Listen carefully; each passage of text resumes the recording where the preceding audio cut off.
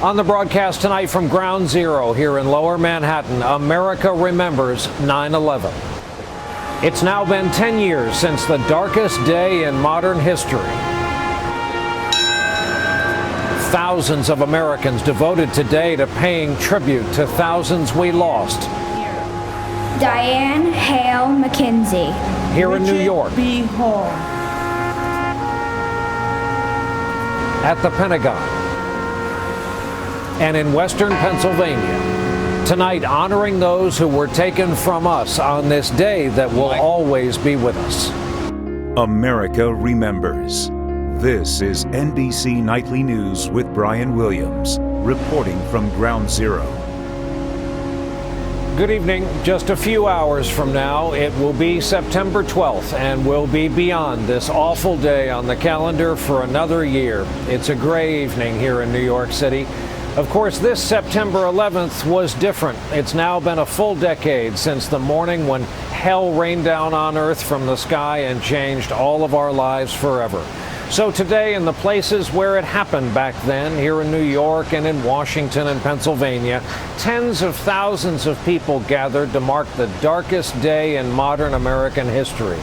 That field in Pennsylvania has regrown. The Pentagon was fixed a year later. Here in New York, however, it still looks like a bit of a crater, even though now this space at least contains a proper memorial that the families got to visit just today. And that's where we begin our coverage of this day's events with Lester Holt. What a day it was here. What a day, Brian. 2,983 names were read aloud here at Ground Zero today. That was the combined total of those who died on 9/11 and in the 93 World Trade Center bombing. The reading of the names interrupted 6 times by moments of silence to mark the key moments of destruction on 9/11. For the first time since the attack, the September 11 sun rose in New York City over a permanent memorial to the victims of 9/11, where waterfalls now spill into the footprints of the Twin Towers, mirroring the tears that flowed on this anniversary. Jill Ann Metzler. And my dad, Michael Batch. Former First Lady Laura Bush wept as wives, husbands, parents, and children, some too young to remember their moms or dads, told us who they lost. And my father, Sebastian Gorky, who I never met because I was in my mom's belly. Others told us what they lost. I wish my dad had been there to teach me how to drive, ask a girl out on a date, and see me graduate from high school. The President and Mrs. Obama began their visit to all 3 attack sites, greeting the family of victims in New York. God is our refuge and strength. Later, the President read a biblical passage. Former President Bush quoted another wartime president, Abraham Lincoln, in offering his own consolation. I pray that our Heavenly Father may assuage the anguish of your bereavement and leave you only the cherished memory of the loved and lost. Well, the sun is surely sinking down, Singer James Taylor performed. but the moon is slowly rising. Hello, darkness, my old friend. As did Paul Simon. To the strains of Sound of Silence, families filed into the memorial and saw for the first time the names of their loved ones permanently etched in bronze. And the vision that was planted in my brain still remains within the sound of silence. These grounds are the final resting place for many of those who died on 9/11. Michael Patrick Eichen. I never got remains of my Michael, and for me, this is the place that I want to honor him. John A. Katsamatides. I am really sad by the fact that he's among one of the deceased, obviously, but at the same time, I'm so grateful that his name will be forever preserved, in bronze. As they have every year, bells tolled at the moments of impact. 9:37 was the moment American Flight 77 struck the Pentagon, killing 184 people. Amazing grace. Good morning. Vice President Biden paid tribute to the Pentagon victims, but also to those who answered the country's call to arms after 9/11. Many of them were just kids on that bright September morning. But like their grandparents, on December 7th, 1941, they courageously bore the burden that history had placed on their shoulders. The bells tolled again at 10:03 at the moment United Flight 93 crashed in the Pennsylvania countryside. My lovely mother, my beautiful sister, Cece Ross Lyles. There were 40 names to read in Shanksville, 40 names now etched into a wall. Oh, beautiful, oh, spacious skies. When we are weary and in need of strength, we remember them. The president laid a wreath here before ending his day back in Washington, where he laid another wreath at the Pentagon and spent time with family members. Back in New York, the One World Trade Center tower quickly rises above the ground, a symbol of recovery. Time has healed this landscape, but it does not heal all the wounds of 9/11. The 9/11 memorial opens to the public by reservations tomorrow. And Brian, I talked to a couple of family members who plan to be here tomorrow to greet visitors and to share their stories. As we said, what a day here today. Lester, thanks. And you saw the president walking around the grounds here after he toured it. He said this memorial was fitting, and he said it, quote, meets the moment. Just yesterday at the White House, I talked with the president about his personal recollections of that day, 9/11, 10 years ago. We were driving down Lakeshore Drive. I was driving down to go to a meeting in the state building, and heard the first report about a plane going into the towers, and assumed it was a Cessna or somebody who'd had an accident. By the time I parked my car, got into the meeting that I was attending, the reports were starting to come in that this had been a jet liner and that many people had been killed. At that point, we started evacuating the building, and then going to my law office and watching the towers come down, and the images of people falling from the skies, and the clouds of smoke and dust settling on everyone, and then going home and holding Sasha, rocking her to bed as I was watching the reports of what had happened. And I think that for me, like for most of us, our first reaction was, and continues to be, just heartbreak for the families involved. The other thing that we all remember is how America came together. And so 10 years later, I'd say America came through this thing in a way that was consistent with our character.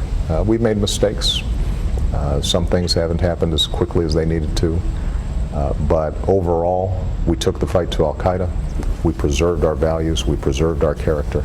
And yet, you hear that? You think about it differently now. It's just a jet going in a national airport. Here we are surrounded by the machinery of office. Right. This is your home base, and yet they consider you at your most exposed. Right. It was a game changer, and it remains that we will always listen to that sound differently now. Well, you know what? There's no doubt that airports are a lot more inconvenient. Pennsylvania Avenue shut down. But what I'm struck by is how much continuity there is. There have been some changes since 9/11. Some innocence perhaps has been lost. Earlier, we sat down in the cabinet room where I asked the president about the atmosphere of high alert surrounding this 9/11 anniversary. I came from New York this morning. This is the front page of the Post, and there's the unveiling of the memorial, the names, and yet in front of it is a police officer with an automatic weapon. Automatic weapons all over the city this weekend. Right. Does that kind of sum up where we are here 10 years later? Well, there's no doubt that we are safer now than we were 10 years ago. We are in a much stronger position now than we were then. And Al-Qaeda is on the path to defeat. We've taken out huge chunks of their senior leadership, most prominently, obviously, Osama bin Laden. But there are still people out there who would try to hurt Americans, who would try to strike at us, and we have to be constantly vigilant. We've been told this threat we're under now is specific, credible, and unconfirmed. Right. What must you choose not to act on of all the traffic you see, and what do these three words mean when taken together? What are we supposed to do? Well, I think the most important thing the American people should know is that for months we've been preparing for this 9/11 anniversary. Obviously, each 9/11 we start seeing threat streams coming up. The fact that this is the 10th anniversary means that we're seeing more of these threat streams coming up. One particular threat was specific enough and credible enough that we felt it necessary to inform state and local partners so that they could also be prepared. What we want all Americans to know is, although your government has prepared for it, it's important for everybody to keep their eyes open. We have to honor those who have been fallen, but people should be on the lookout and make sure that if something suspicious is taking place, that you're informing your local law enforcement. Part of a conversation with the president will be continuing on NBC Nightly News tomorrow night. By the way, there was vivid proof today of this zero-tolerance security policy on this 9/11. F-16 fighter jets shadowed an American Airlines flight from Los Angeles late today as it came in on final approach for a landing at JFK here in New York. Apparently, there were concerns on board that some passengers spent too long in the restroom, so they exercised undue caution, though there was never any real emergency. Once on the ground, federal officials interviewed the passengers involved. There were several assorted other scares at several other airports around the country today, but no verified security threats. Of course, anniversaries like this force us all to relive that morning 10 years ago. Listen to how we first learned something had happened at the Pentagon, which we later learned was the impact of American Airlines Flight 77. It felt just a few moments ago like there was an explosion of some kind here at the Pentagon. And I saw just a moment ago as I looked outside, a number of construction workers who have been working here have taken flight. They're running as far away from the building as they can right now.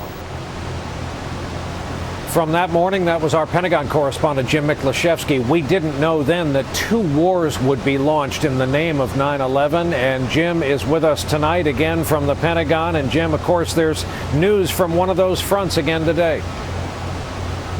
That's right, a grim reminder that the war in Afghanistan still goes on. A massive truck bomb exploded at a coalition base just outside of Kabul, wounding 77 NATO forces, most of them American. Fortunately, the injuries were only minor. But it's a grim reminder, too, and the U.S. military and Pentagon officials are well aware that this war has dragged on for 10 years. America's patience, money, and, in fact, is running out. And so the U.S. military has buckled down to meet President Obama's 2014 deadline for the withdrawal of all American troops, which means, according to military officials, they only have 3 more years, Brian, to get it right. Jim Miklaszewski at the Pentagon 10 years later. Thanks. And Nightly News will continue from Ground Zero here in New York in just a moment.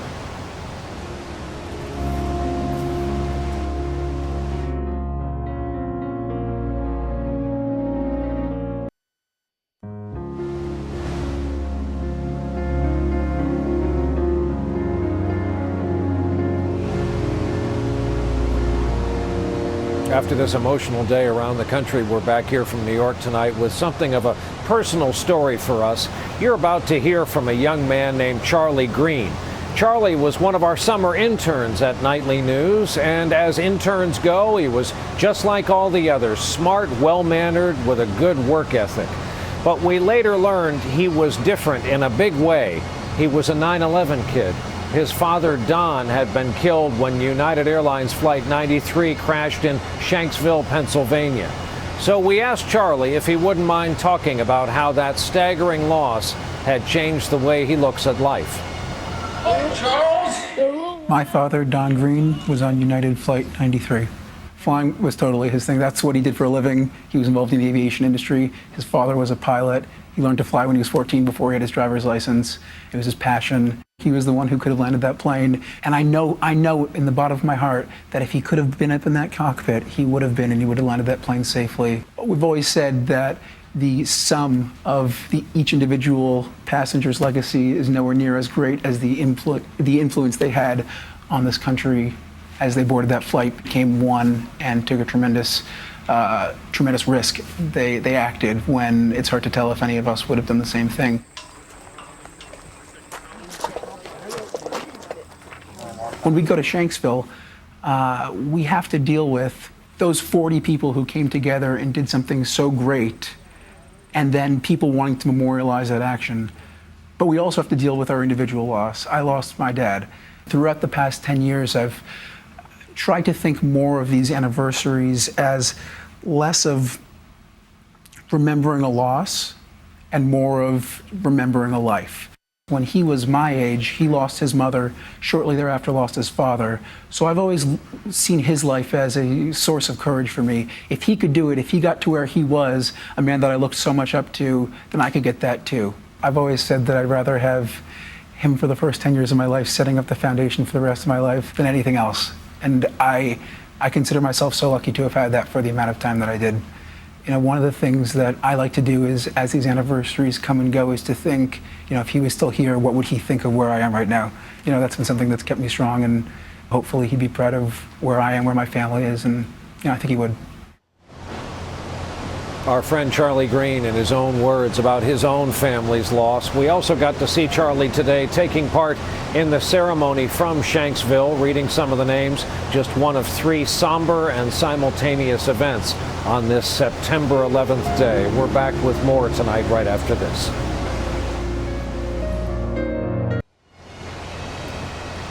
Back here in New York, where tonight we can hear bagpipes in the distance. Absent from this main ceremony here today were many of the 9/11 first responders. There just wasn't enough room for everyone here today.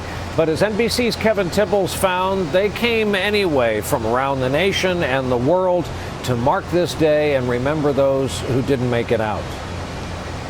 It is a place of pilgrimage, of refuge and camaraderie for first responders from New York and around the world.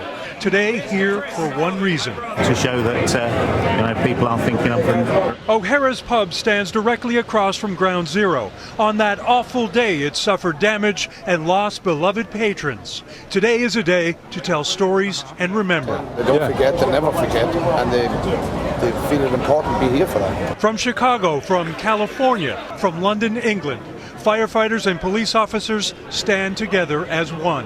We put fires out, we save lives. So it is family. It's a family job. I'm standing here so that their families know that we care about them and we cared about those guys. On the street outside a chance meeting, the family of fallen Sergeant Timothy Roy with police officers from Wakeland, Texas, who donated $10,000 in his honor. Why are you here today? I wanted to see the healing. I wanted to see, I saw this place at its worst. I want to see it at its best. 13-year-old Timothy Jr. today wore his father's cap and badge. In our time of need and when we were all in sorrow, people gathered together from everywhere and anywhere and came to help us pretty much repair what was broken. To honor the fallen, a tribute filled with tradition, heart, and pride. On this day, as it is every day, it is brotherhood, sisterhood, family. We will honor them forever. Amen. Kevin Tibbles, NBC News, New York. And we're back with more right after this.